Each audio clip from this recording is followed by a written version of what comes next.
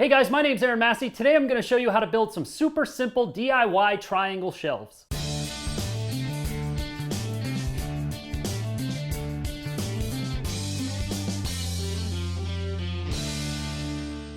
A friend of mine came to me and asked if I could help build some shelving for their house. They're going for a little bit more modern, contemporary look, and they like the look of triangular shelving. So that's what I'm going to show you guys how to build today, quickly and easily. You can make these shelves out of any wood that you want to. I'm going to be using some 3/4 inch birch plywood I picked up from Lowe's. These shelves are going to be 4 inches deep by 12 inches tall. So I get started by ripping some 4-inch strips of the birch plywood on the table saw. With the strips ripped on the table saw, now I'll take them over to the chop saw and I'll start cutting them to length. The first thing I need to do is set the chop saw blade to 30 degrees. Now, if you're going to be using a chop saw to do this instead of a crosscut sled maybe on your table saw, I recommend that you use some painter's tape on the ends of the wood where it's going to be cut so that you minimize the tear out that happens as the blade passes through.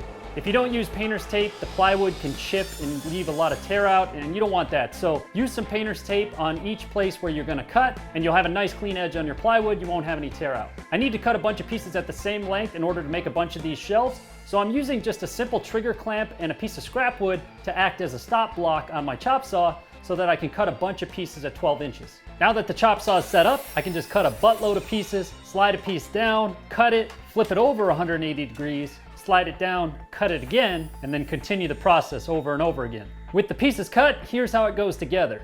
Now I'm just gonna clean it up a little bit with some 120 grit sandpaper, and then I can work on the glue up. Because I have to build a bunch of these shelves in a short amount of time, and I don't wanna wait for the glue to set up before I can finish the shelves, I'm actually gonna be using DAP's new Rapid Fuse adhesive. They sent this over to me to test out. I've never used it before. I thought this would be a good test because I'm on a timeline trying to get these shelves knocked out quickly.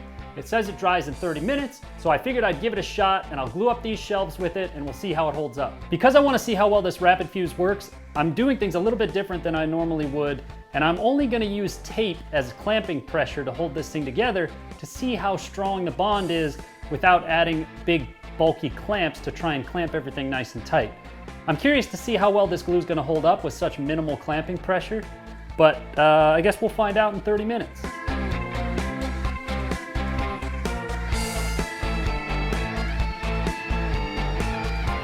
So the package says the Rapid Fuse cures in 30 minutes. It's been just over 30 minutes. So I'm gonna take the tape off of this and I'm gonna try and tear it apart. I didn't want to use brad nails on this because I wanted to see how strong the glue is, and I don't want the nail holes if I can avoid it, so. Oh my God. I can't pull it apart, which means I'm either a tremendous wuss or it's really strong. Both could be equally true, but I think the real test is if it can hold my weight if I stand on it. So let's try that. I guess the stuff works. I'm actually really surprised. I figured I would be able to tear it apart, but it works. That's good. That's good news. That means I don't have to do anything to it.